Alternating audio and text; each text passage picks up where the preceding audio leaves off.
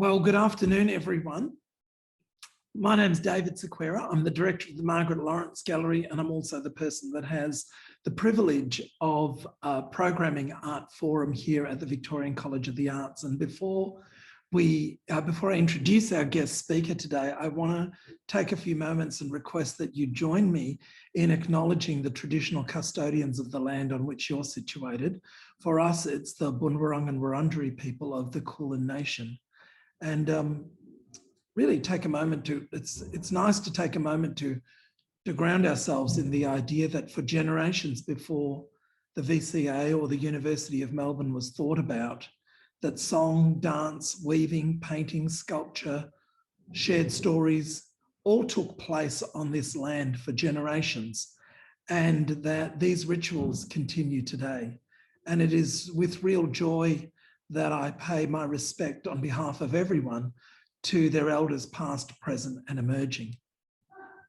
This session of Art Forum is presented in conjunction with the Melbourne Reconciliation Network. And now to our speaker. Grace Lillian Lee is a proud descendant of the Miriam Mer people of the eastern islands of the Torres Straits. As a multicultural Australian artist, Grace explores her lineage and identity through the traditional art of weaving. She has become nationally and internationally renowned for her woven body adornments, which have been formed into public art and also acquired by art galleries, museums, and private collectors. Through collaborations with Australian Indigenous communities and their art centres, Grace has founded First Nations Fashion and Design, a platform for cultural expression and celebration by way of fashion creation and performances. These projects are instrumental in engaging young people from remote communities by providing them with an opportunity to represent and be proud of their culture and country. Wherever you are, please join me in making Grace very, very welcome. So Grace, if you can unmute. Hello, thank you for having me. My pleasure. You want to speak? Oh, sorry. No. You talk. Oh, I was just going to thank you for that beautiful acknowledgement of country, and to thank you for having me here and that incredible introduction. It's a bit overwhelming hearing it, to be honest, especially when you're just here up in far north Queensland. So I just want to obviously segue into also acknowledging the traditional owners of the land that I'm on today. So I'm in Gimoy and Yidinji country, which is known as Cairns.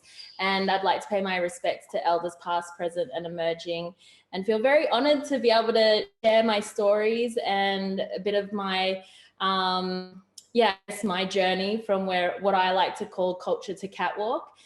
And to share with you lots of imagery of my practice and what's been happening over the past decade, really. Right, well, welcome, welcome, welcome. And when you're ready, just share your screen. Fabulous. All right, I'll press play. I like to see you, David. I'm here. Can you see me? Yes, I can see you. So, I guess so a bit about me is I am a descendant of the Miriam Mer people from the eastern islands of the Torres Straits, which is quite close to far north to Cairns, which is where I was born and raised. I explore my lineage through the act of weaving. And the way that this came about was through my upbringing. It was something that wasn't very celebrated or acknowledged within my family. My mum is German, Danish, and English, and my father is of Chinese and Torres Strait Island descent. And my grandmother, she hadn't returned for 57 years. So in 2010, I was in my final year of fashion design doing my honours at RMIT. And I took my grandmother back to the Torres Straits, which was a little bit of a risk because I was worried about my uni and studies. But at the same time, I knew that this was what I needed to do for my soul and for understanding who I am and where I come from. So I took my grandmother back to the Torres Straits where she hadn't returned for 57 years. And this was for her sister's tombstone unveiling. So the unveiling happens generally a year after the passing. And it's a celebration of that person's life. And so I felt really honored to be able to go back to the Torres Straits, well, where I hadn't been, but that's where my father was born and where it all began. That's where my grandmother met my grandfather. He had a corner shop. So he was a Chinese man and my grandmother used to work for him. And yeah, then the rest is history. And they created a large family. And then unfortunately they had to leave the island. So my grandmother's upbringing was quite, as the history of Australia is, quite difficult. She lost her mother in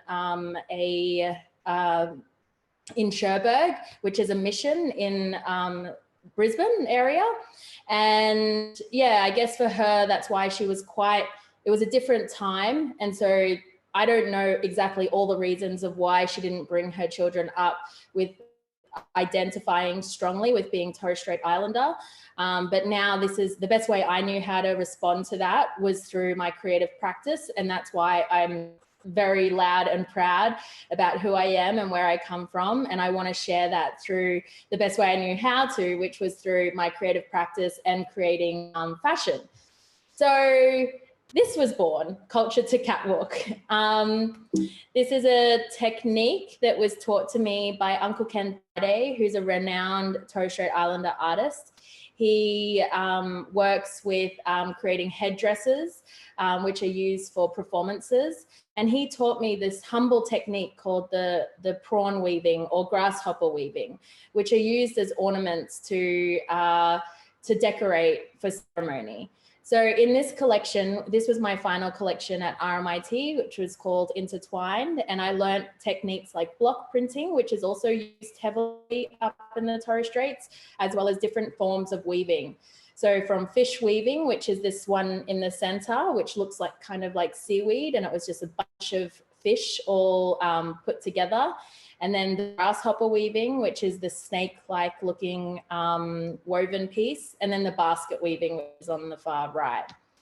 So this was a really exciting time for me because it was me expressing who I am and where I come from. But it was also interesting because I was also up against people questioning my identity and what I look like. And it created a really big struggle for me to really be proud and also acknowledging and accepting who I am.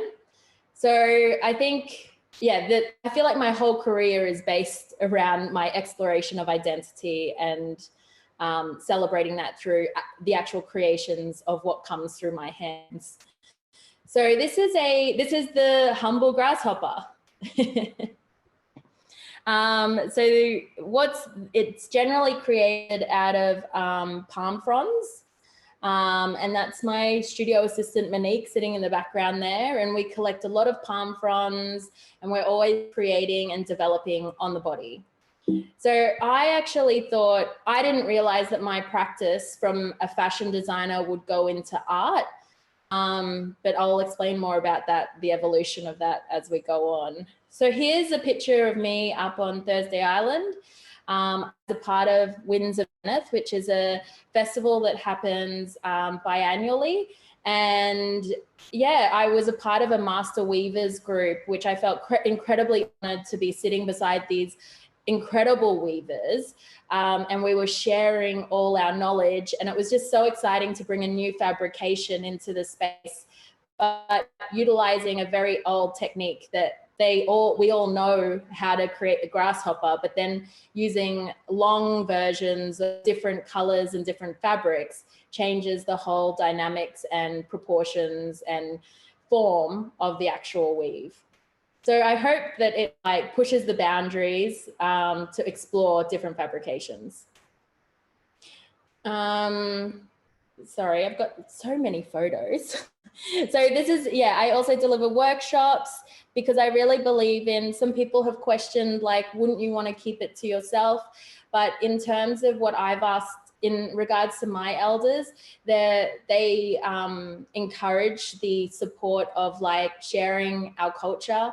And as long as it's being acknowledged and, you know, we're keeping it in a safe space, I think that it's really important for us to preserve this technique and these stories to be able to carry on into the next generation. If Uncle Ken never shared this with me, I wouldn't be where I am today, and I fully pay homage to him and my practice. Sorry, I'm talking directly to the pictures. And I think it's a little bit delayed. Yeah, so I just think that these are really great depictions of that passing on of knowledge. And so the work that I've done, I've been mentored by designers, and I definitely reach out to different artists who can support or give advice on my practice. And so this is how I further explored my woven pieces through body adornment. This piece I share of Samantha Harris wearing a piece of mine, and I only share it very quickly because I like to talk about protocols, and I know that there was a little bit of backlash within my community, and I thought I was crossing my T's and dotting my I's by working with Uncle Ken Thaiday. But there's always, I think, change can create struggles within community. Fashion is a place pushing boundaries, and so is art. So it did start a conversation that I was looking for, but at the same time, it made me realize that, like, I don't want to put this into a commercialization of a product. I don't want to see everyone wearing this piece. This was a piece of art that represents the Dari, and the Dari has fish that swim through the fish traps. And so that's what this represents.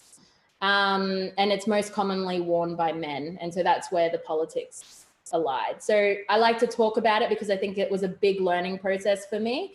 But it's not something that I've never sold this piece. It's something that stayed with me. So my practice as fashion designer has then evolved into an art practice. My first exhibition was at the Jam Factory in Adelaide, which was pretty incredible because I was acknowledged and invited to different states before I was accepted within my own small town. So it's really beautiful to be able to, you know, travel and share my work and be acknowledged elsewhere, and then to come home, and now my career is flourishing more locally, which is really, really good for me, especially during COVID. So from doing this exhibition, it really pushed me to want to explore more fabrications and a larger scale body adornment, and the act of actually wearing the weave and what that meant to me. So I really wanted to explore identity, acceptance, culture, and performance. And so the body sculpture for me was a representation of what this embodies, and the act of wearing it is empowering to not only the wearer, but I feel like it creates a different perception and a conversation around our culture. So the body sculptures I haven't made a lot of them. However, I do get acquisitions and commissions, and they're all one-off pieces. I don't replicate them. And yeah, I think I'm most commonly known for the body sculpture. So I love to push the boundaries between art, fashion, and culture, and the idea of being embodied by that and what that means to the wearer and also the viewer. This is just a little video that I wanted to share. This was from the exhibition. Sorry, my brain has just fried. Sorry. This is from an exhibition at the Brisbane Museum called A Weave of Reflection.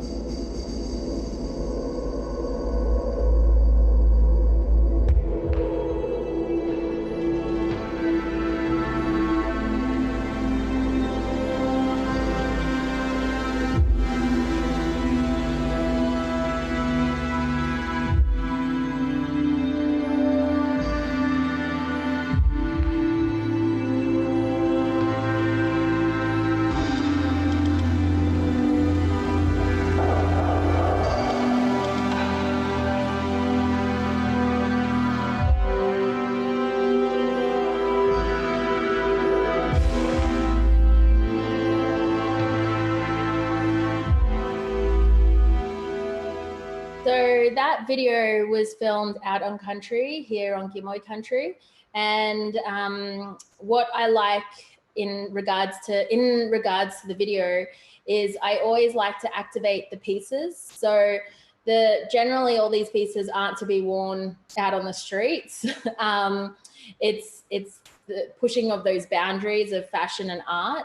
So I feel like what I was creating there is creating a moment that's an activation of those pieces. And I love to engage Indigenous models and photographers and videographers. And if we can't find experts in those fields, we like to have in First Nations people shadow those industry professionals, so we can upskill our mob to be working within this industry. So the video for me is like, I have to do that every time I create new works. It's something that it's just a part of the way I like to create. I'm a huge fan of Nick Cave in America, and I kind of aspire to be like him one day. I love how he creates sound machines, and he activates spaces with hidden messages. And it's all about wearable adornment. So I guess I would love to potentially do an internship with him. I don't know if that's possible with the lack of travel, but yeah, I'm definitely trying to reach out to him.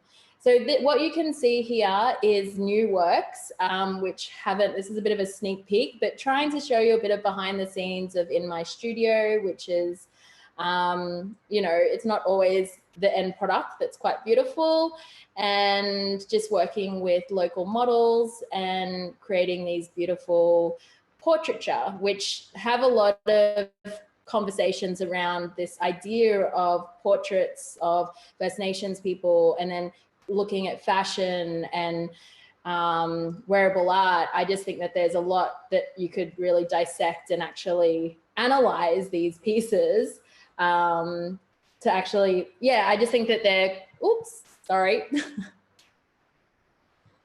crossing a lot of boundaries and creating conversations. So I liked it. This collection was called A Weave Through Time. And this is my grandmother in the middle and my auntie on the right and my cousin on the left. So I really just wanted to do a beautiful exploration and celebration of my grandmother, the matriarch, and celebrate her, and for her to be embodied and surrounded by family whilst wearing something that's so deeply embedded into our storylines and our family tree. And to do that in a piece of artwork, I felt really honored. So grandma's 88 this year.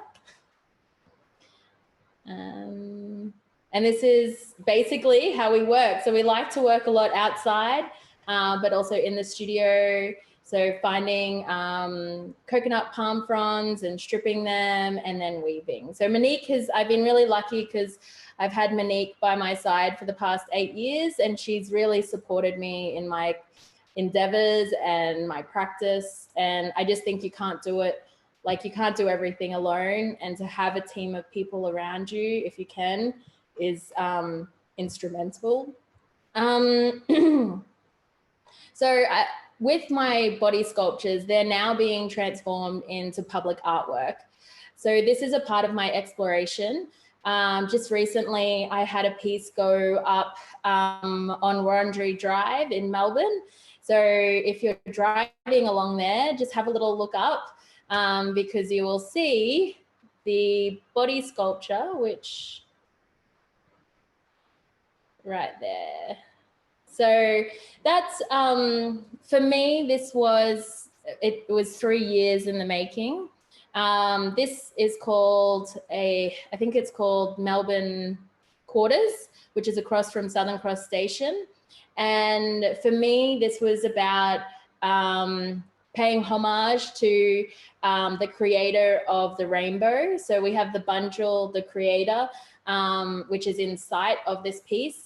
And this for me would be like what I would imagine as a gift if I saw the creator, what they would be adorned in. And for me, this was like the idea of finding the end of the rainbow. So if you can see that circle in the yellow panel, that's a vortex. So when you're standing in it, you can actually see the eagle.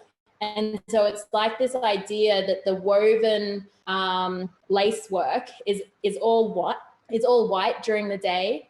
And there's 2 layers of it in different proportions. And it represents the creation of the rainbow, because rainbow is made out of moisture and light. And so by being connected to this woven lace piece goes back to the body sculpture. It's like this idea of that you found the end of the rainbow and you have this connection to it. When I was younger, we could never find the end of the rainbow. I think it's actually impossible. So yeah, I got to see that for the first time when I was in Melbourne just recently, and had to get in an Uber, and I did a couple of circles around just to have a look at it, and was like, it was definitely a tearing moment of overwhelmedness. And I feel so honored to be able to have this piece and to work alongside curators and other artists that will also be in that space. To be able to have that opportunity was massive. So now I'm just talking a little bit about really my passion. So obviously I have my own practice, which is Grace Lillian Lee. But then what my passion is really about advocating for a space and more awareness for First Nations fashion and design, and really changing the narrative of what the industry has spoken about in terms of Indigenous fashion design. So a lot that has been said is that Indigenous fashion is inspired by Aboriginal and Torres Strait Islander art. And I really think that we're here to challenge that and really to support the growth of what we think Indigenous fashion design is, because this is a technique, and it is a piece of art, but it's not the generalization of having to take a picture of a piece of artwork and then create fashion. So I've established an organization called, I'm the founder of First Nations Fashion and Design. It's an Indigenous corporation that's a non-for-profit.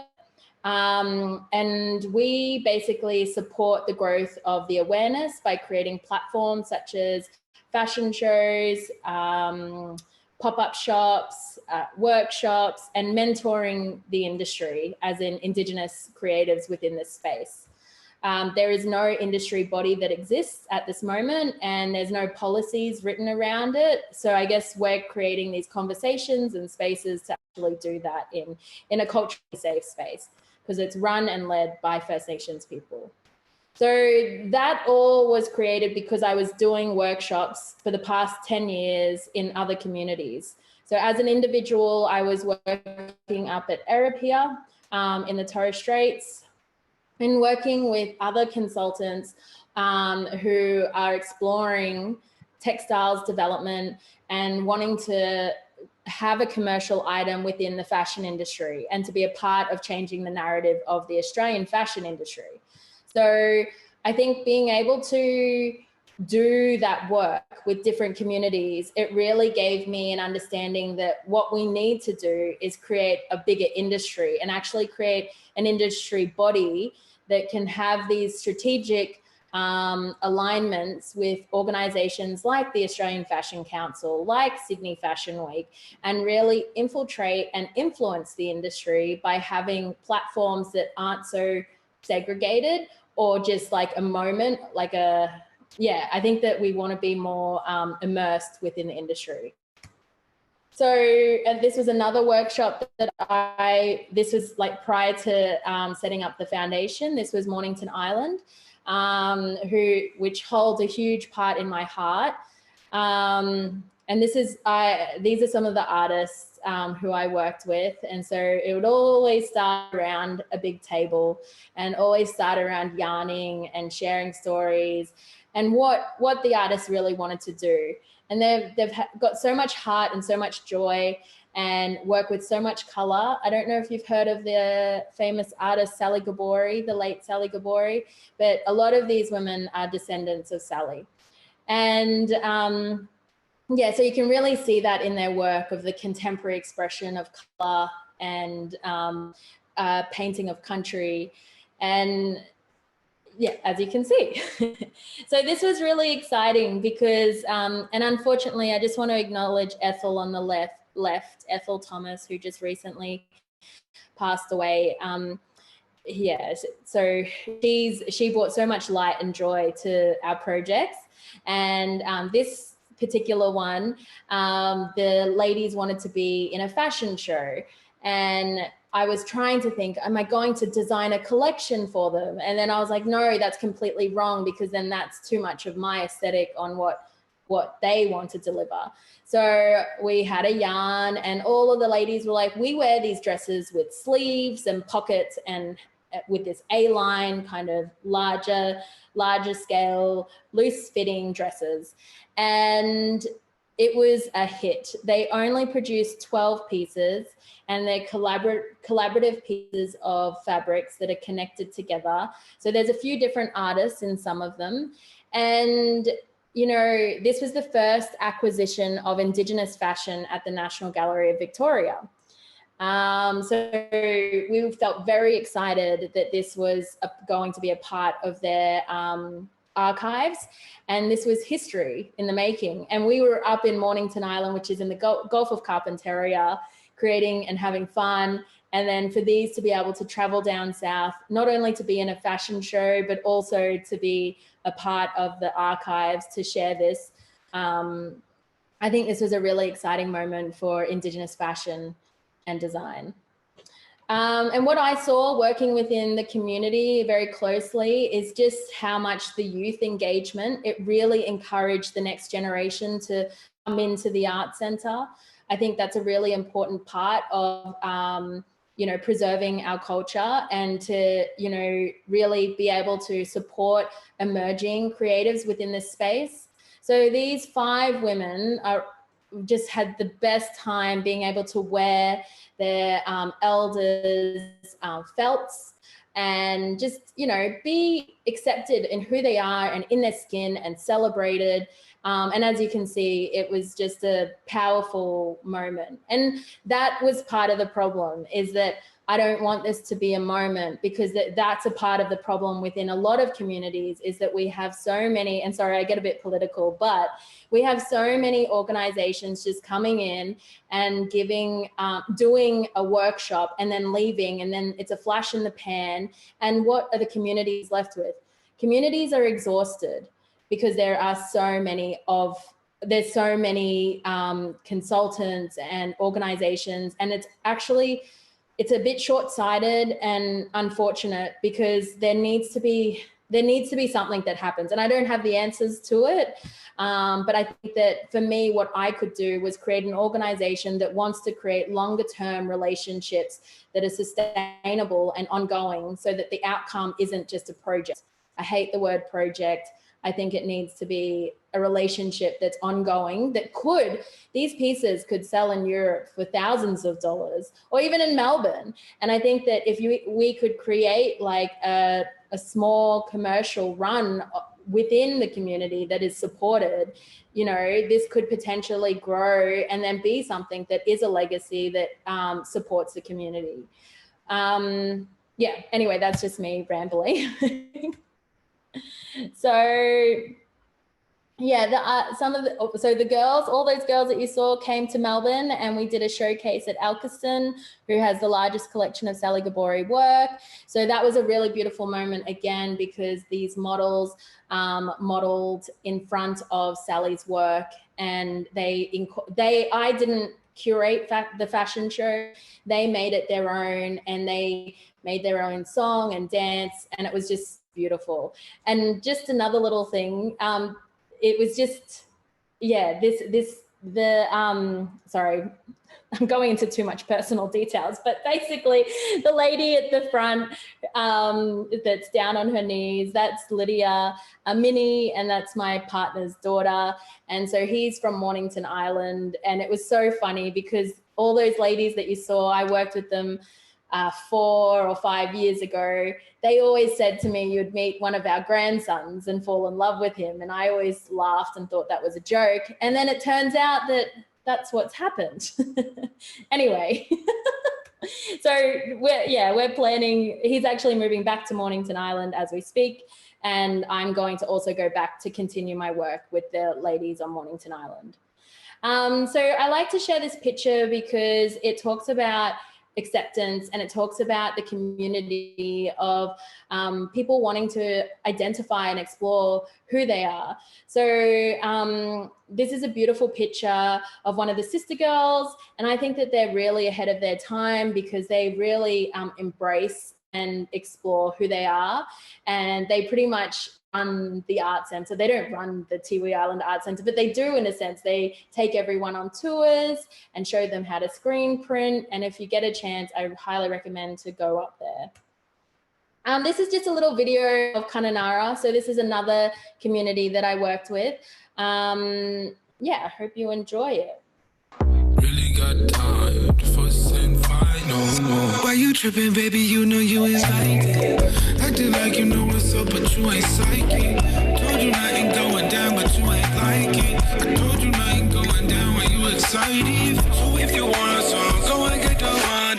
Show me the money, get the money, let's go down, down. Make it up, when we make it all, make it up, make it up. Break it up, then we make it up, then we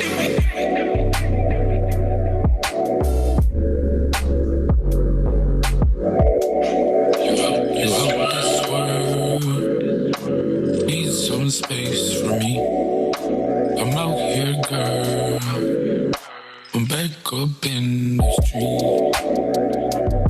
So I don't really got time to fuss and fight no more. Wait, you. So that was, again, that's a project which I felt really honored to be a part of, but there's so many art centers nationally that are really interested in engaging in the fashion industry.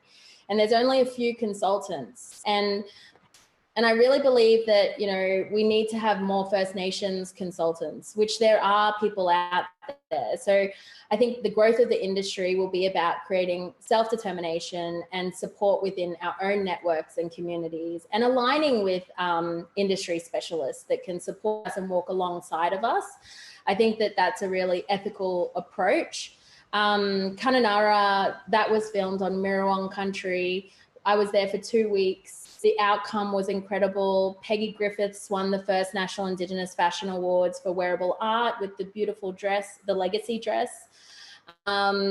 Yeah, so again, it was just, I would love to continue to go back there. So by setting up First Nations fashion and design, we can look at creating a community of people to actually support the further growth of the industry remotely. So people don't have to be displaced from place, and they can actually, we can work remotely. Like, I think COVID has really proven that.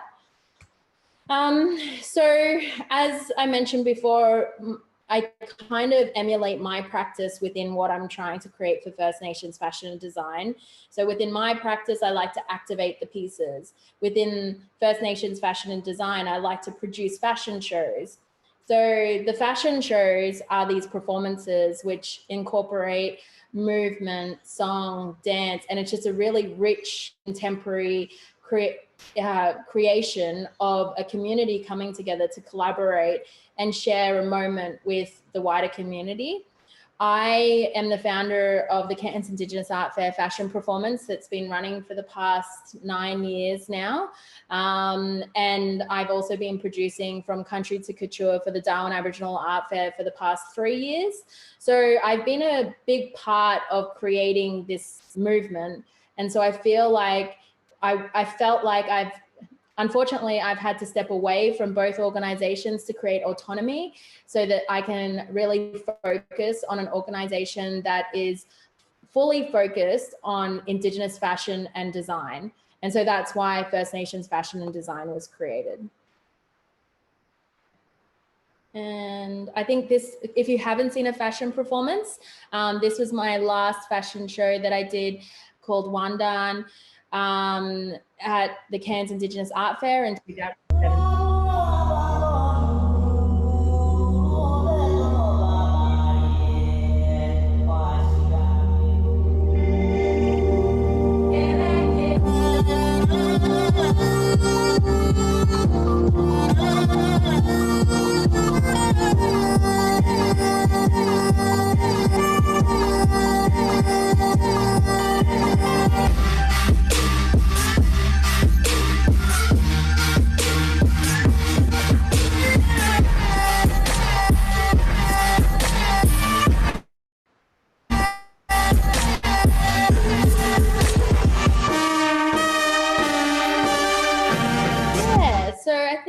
and so for First Nations, so that was me doing the fashion shows for art fairs, which was a really great platform to start. And so now setting up First Nations fashion and design, in a sense, it is a brand, it's a community to support Indigenous businesses within this space. So today's our last day at Melbourne Central. Sorry if you haven't heard about it, but rush in if you can. It's on level 2. Across from Country Road Men's, and we created a really beautiful partnership with Creative Victoria, Melbourne Central, and the Melbourne Fashion Festival. So that's why we had a space. And this was managed by myself, and a huge shout out to a partner of mine who is really making this possible, Tegan Kellershaw, who owns the label Ali. She's located in Perth. So both her and I are volunteers for the organisation. We both have this vision of creating a network and these deadly platforms that really support Indigenous fashion and self-determination. This shop has 30 designers from all over the country. And yeah, it's just the start. We've done 3 other pop-ups, 1 in Sydney and 1 in Cairns. And this is our 3rd. So it's just the beginning, because I think that if I had a shop like this that I could walk through Melbourne Central when I was at university in 2010, it would have changed everything. You know, I think I've had to create something that allowed me to feel like I was in a safe space and not just a token. So I think that's a big part of what we're trying to create here as well. So yeah, this is a bit of the community, some of the designers at the opening and some of the staff. So we really talk about the ecology of the industry and wanting to support the growth. So from photographers, models, videographers, retail, merchandising, there's so many parts of it that we really would like to see more First Nations people be a part of. And this is at the end of one of our shows. It was the launch of First Nations fashion and design called Walking in Two Worlds. We have a link that I have provided, which I'd love you to look at, as well as look at the making of Walking in Two Worlds, to just really understand that what we're creating here isn't just about the end product. It's really about the storylines that come behind the end product, but also about the journey. So we had Charlie Fraser, who's our ambassador. She's a Awabakal woman from New South Wales. And she has come on as an ambassador and has walked many runways in New York and Paris and London, and is in the top 50 models. And she's come on board to support our emerging industry. So she came to Yarrabah last year and walked on country and mentored young women and men in Yarrabah. It's one of our largest Aboriginal communities in Australia. And then we created this beautiful juxtaposition of the models walking out on country and then the models walking kind of off Broadway situation, walking in an urban city. And yeah, you'll enjoy watching the show. And there's 5 Indigenous designers that we've supported. And yeah, and then I like to just end my talk with acknowledging my elders. So on the left here, we have my grandmother. And then in the middle is my great grandmother. And I won't continue on, but basically just like to show a bit of my lineage and a bit of my history. So yeah. Grace, thank you so much for your generosity and your energy. I mean, I can't believe that it's been less than 10 years. Is that what you're saying, since you left RMIT? Is that correct? Yeah, well, 2010, I graduated with honours, yes. 2010, so that's that 11 years. Such an extraordinary trajectory. So thank you so much for being with us. We have some time for some questions, and I want to kick off by asking you to talk a little bit more about the relationship between country and the garments themselves. I mean, it's easy for me to look at some of your creations and make connections between all of the fringing and the palm fronds, but yeah. I wondered if you could talk about that a little bit more. Yeah, I think from my experience of working with different practitioners within this space, country is so important. And you see these storylines being told, whether it's through practice of natural dyeing or weaving or printmaking or painting.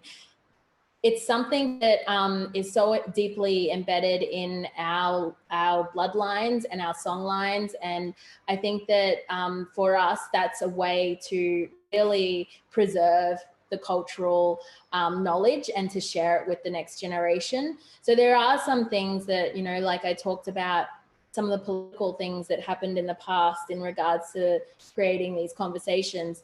I understand now why that's so important, and that does need to be preserved, and not something that I should be, you know, exploring. So I think that there's, by having those connections to your elders and within the community, also trying to find like a happy medium and a place where you can feel the freedom to actually explore and push those boundaries, I think is important.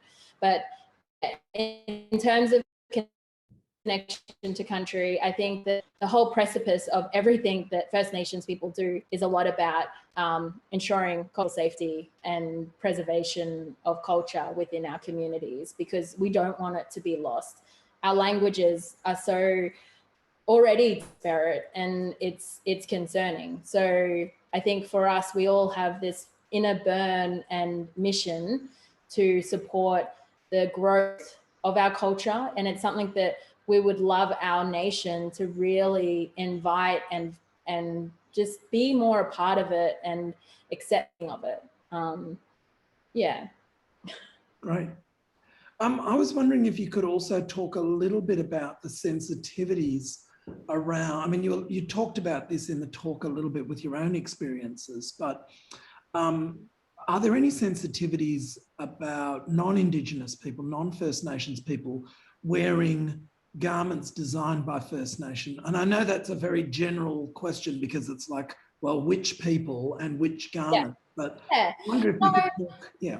I think as long as, I think if a creator or a business, like if there's a Black business that's selling a commercial item and it's stated that it's for our allies and it's for the community and that it's culturally safe to be worn, I think that that's showing allyship. And I think that there are some pieces that I'd hope that creators and designers, if it was something that they only wanted for First Nations people to be worn, that they acknowledge that, so then people know. So I think it's just all about transparency. I do think, however, that there are a lot of businesses that are wanting to create allyship and create conversations to start pushing those boundaries and creating those conversations within the wider community. So I really advocate and support having more Indigenous fashion within every household. Basically, kind of the idea of decolonizing the wardrobe. I got it. That's such a great picture. Such a great, I'd love to decolonize my wardrobe. Okay. You and I are going to talk. My last question is really this lovely phrase you used, the big table. And I mean, it's just it was such a great picture, you know, there's people sitting around the big table, and big table both as a physical presence, but big table as a metaphor. Yeah. And I wondered if you could talk about the importance of conversation in your process, whether it's the workshops or whether it's your studio practice. Yeah. Well, to be honest, I think definitely conversation is very important throughout the whole process of whether it be my own practice or fashion and design. But what I've found is that it's actually more about the relationships. So it's about like creating a safe space by getting to know one another, getting to share your stories. Like for some strange reason, I go to a lot of remote communities, a lot of the young ones do start to get very comfortable, and then they just open up. And it baffles me that there isn't, like, I feel like fashion is a great way to healing our nation, not only as a colonialized country, but also as just the First Nations people, to be able to, you know, start sharing our stories collectively and just seeing that they're not alone within that space. So for me, what the fashion has enabled the conversation around general things that can support people to flourish. So, and I know that might sound a bit vague as well, but yeah, it's just been, it's strange that fashion has made a pathway for those conversations. So whether it be young people or, you know, the LGBTI community, or it's just created a safe space to have fun. You know, it's tangible, it's accessible, it's not that political on the like it deep down on the surface. You know, it just looks like fun. It looks like we're having a fashion show, we're getting dressed up, we're doing a bit of hair and makeup and feeling good about ourselves. But it's also like stripping back those layers of like trauma. And so creating a safe space to actually have these discussions, but also to connect with one another. It's like, how do we create more of a community, which I believe that's what First Nations fashion and design will do, by creating these safe places where people get to have the opportunity to be on the runway. They get to walk alongside a supermodel before, you know, they get to be in Vogue. They get to, before those conversations weren't happening. So in terms of like just on a surface level, that's what I would see. But then there's also myself and Tegan Calishaw, who's a Bardi woman in Perth, who's a part of establishing First Nations fashion design. We are definitely, you know, we are not fully funded, we are project funded. So we are very much hustling and having to deal with so many interesting conversations with industry, and learning the language of, for people to take us seriously. Like, we aren't CEOs of major organizations within the industry already, but we are something that's very different, and I think something that's integral to the growth of the industry. So we hope that we're that safe pathway for more engagement into the narrative of Australian fashion. Did that answer? Yeah, it's a great answer. It's such a great answer. Look, we're going to finish with the last question. This will be the last question, and it's a question about cultural appropriation. Do you ever worry that your designs will be appropriated by a commercial non-Indigenous brand? Is that ever a worry for you?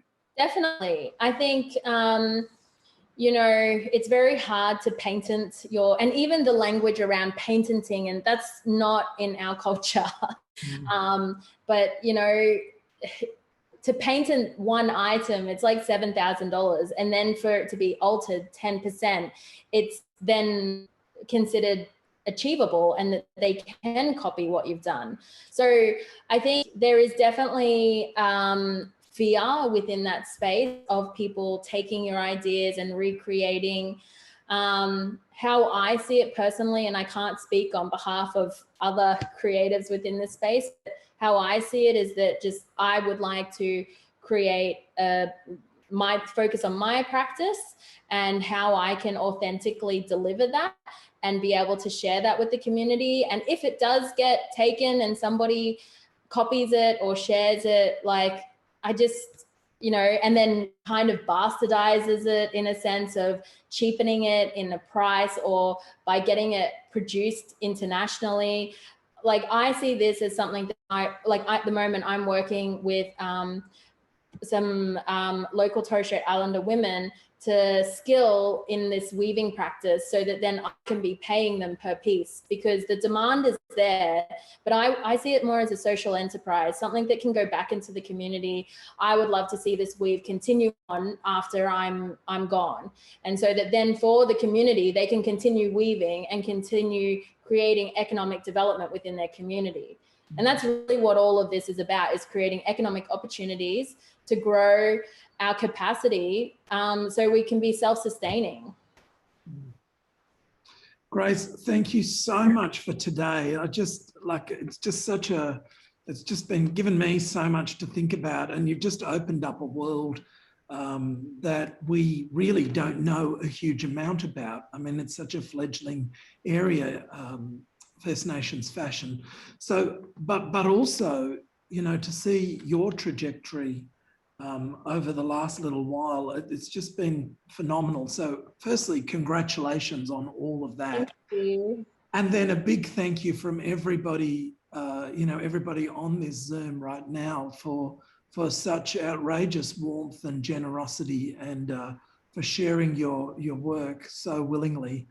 To everybody who's here in the Zoom, thank you again for joining us. We don't take your attendance at Art Forum lightly, and we look forward to welcoming you again next week. So thanks everyone, and goodbye from everyone here. Cheers. Thank you. Bye. Bye.